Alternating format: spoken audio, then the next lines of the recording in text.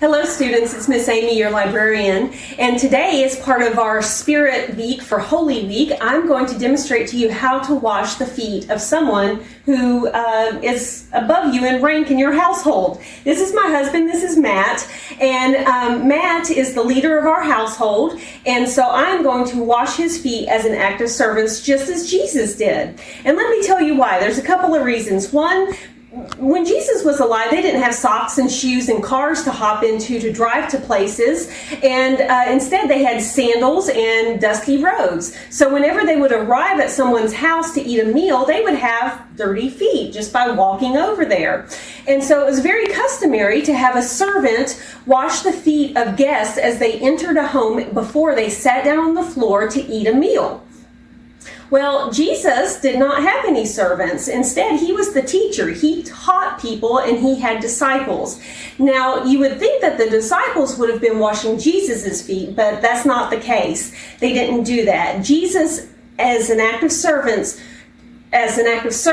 to people, to his disciples, he washed their feet instead before they reclined to have the Passover meal. All right, students, to do this, you're going to need a towel, a basin for some water, some soap, and a pitcher of water. You can also do this in the bathroom, and the person whose feet you're washing can sit on the side of the tub as well if you'd rather do that. All right, so my husband is going to read to you the passage where Jesus washes the feet of his disciples while I wash his feet for him. The passage is found in the book of John, chapter 13, verses 1 through 5. Now before the feast of Passover, when Jesus knew that his hour had come to depart out of this world to the Father, having loved his own who are in the world, he loved them to the end.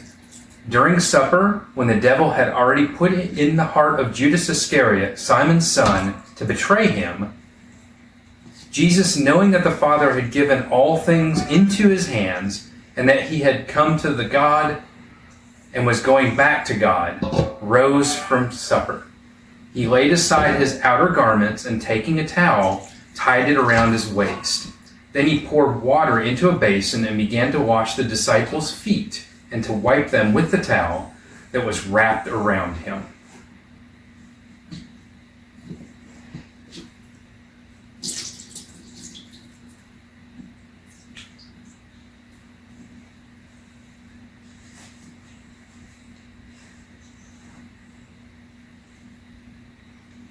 Thank you, boys and girls. I hope you have a wonderful day.